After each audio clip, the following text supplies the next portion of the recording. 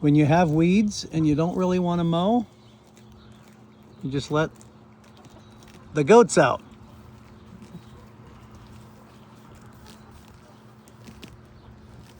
They clean it up pretty good. We're missing one. I'm not sure where the other one is.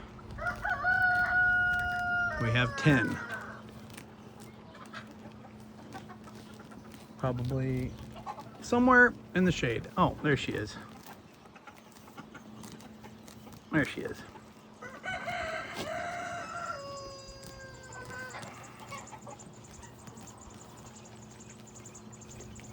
Better than anything on TV.